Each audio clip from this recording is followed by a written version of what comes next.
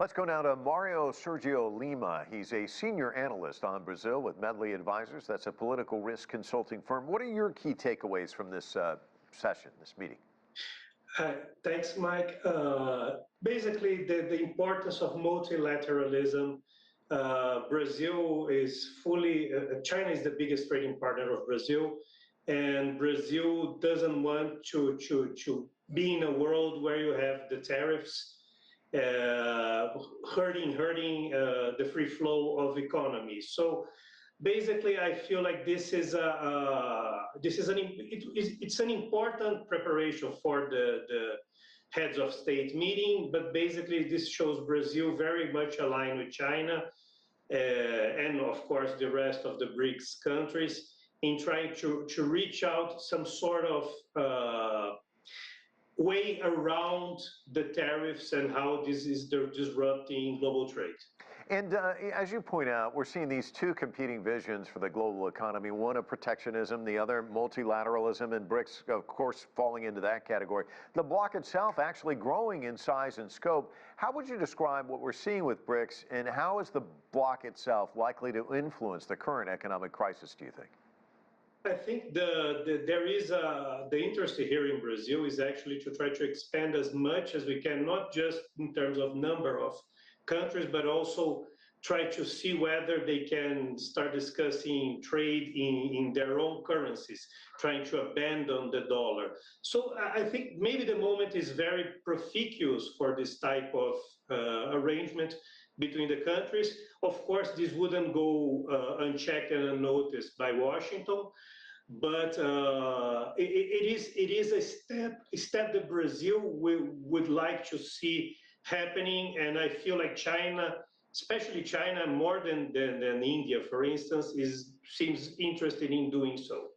Yeah, the group's so much bigger now. It was much simpler when it was just the smaller group with Brazil and Russia, India, China, and South Africa. You could say BRICS. Now, if you were to do it, I don't even know, it was probably not a word.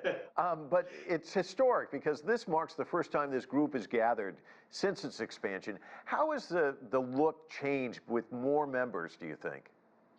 Well, I mean, there's a higher importance, I believe, in the meeting, because unity can bring this sort of gain, but at the same time, there may be some difficulty in coordinating a full-on everybody in the same page. You know, we didn't have a joint statement after the meeting. Most of this is due to some disputes between African countries and the position on the UN Security Council. But I mean, I think that this is a challenge, but at the same time, it's an opportunity. So Brazil really wants to have something done, especially now that they're presiding the meeting. And this would be like a boost to Lula here internally. You guys know Lula is going for re-election next year, so maybe trying to tackle this also a more reactive position to Trump may also be an asset internally. So I feel like, okay, the group may be a little more difficult to coordinate, but it's in numbers that it can be built up on its strengths. And so a feather in the cap for Lula and Brazil. What are some takeaways that you think he'd like to see come out of all of this? I mean, they did discuss some of the flashpoints around the world, Gaza, Ukraine, Haiti, and others. And of course, they also talked about a commitment to climate action. Where do you see kind of some specific, deliverables, if you will, after all of this is done? You mentioned it perfectly. I feel like environment is something that environmental development is something that those countries can actually bring to the table. I believe China is actually spearheading this movement, and Brazil is very well positioned in terms of green energy and green investment. So that would be like a counterpoint to also what Washington is doing.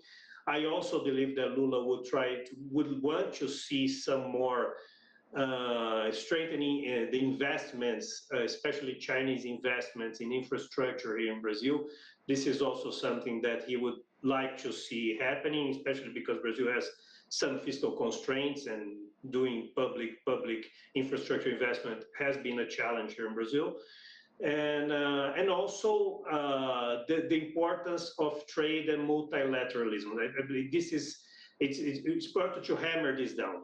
This is something that it's in danger now in the world. Not only, this is not just a BRICS, but this is WTO, this is WHO, this is you're trying to dismember all of those instances which were very important. We just had a pandemic, which the coordination was key. So this is something that Lula wants to keep hammering, and that's BRICS is the most important outlet here for Brazil at this moment. And you mentioned WTO and WHO. One of the other things that we've heard a lot about is the possibility of reforming these international institutions. Do you see any headway there?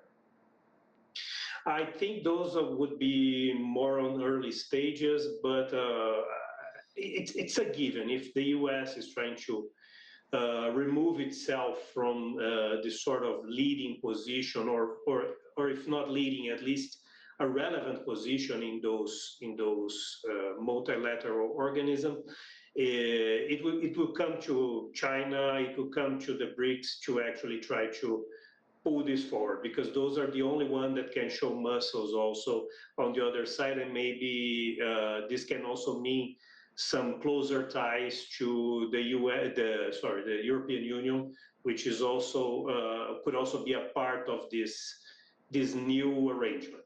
But I feel like this is still in early stages. Yeah, early stages. Mario, thanks so much for your insights. Thank you so much. Thanks, Mike. Thanks, everybody.